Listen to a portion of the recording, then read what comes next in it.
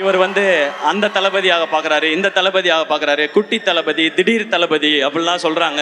இப்போ என்ன சொல்கிறாங்கன்னா, இவர் வந்து அவருடைய ரசிகர்களை பிடிக்கணும்னு நினைக்கிறார். அப்படிலாம் யார் ரசிகர்களையும் யாரும் பிடிச்சிட முடியாது ராஜா. ரசிகர்ன்றது ஒரு பவர், ஒரு பவர் அது.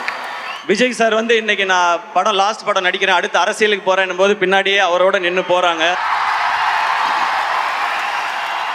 தலை அஜித் சார் மன்றத்தை கலைச்சு ரொம்ப வருஷம் ஆச்சு. நீங்கள் மன்றத்தை கிளச்சாலும் பரவாயில்ல, நாங்கள் உங்கள் கூட தான் நிற்போன்னு நிற்கிறாங்க.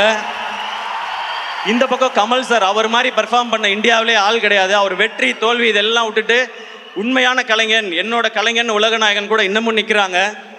இந்த பக்கம் சூப்பர் ஸ்டார் ரஜினிகாந்த் சார் 50 வருஷமாக சூப்பர் ஸ்டாராக நிற்கும் போது அவங்களோட நிற்கிறாங்க. இந்த மாதிரி தான் அடுத்திருக்க Suriya sir, Vikram sir, Simbu sir, Dhanush சார்னு இவங்க எல்லாருக்கும் ரசிகர்கள் இருக்கிறாங்க.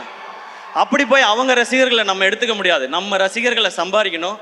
என்னோட ஸ்ட்ரென்த்துக்கு நான் ஏதோ ஒரு 13 வருஷம் போராடி விழுந்து எந்திரிச்சு கஷ்டப்பட்டு நான் கொஞ்சம் பேரை சம்பாரிச்சிருக்கேன் இங்கே.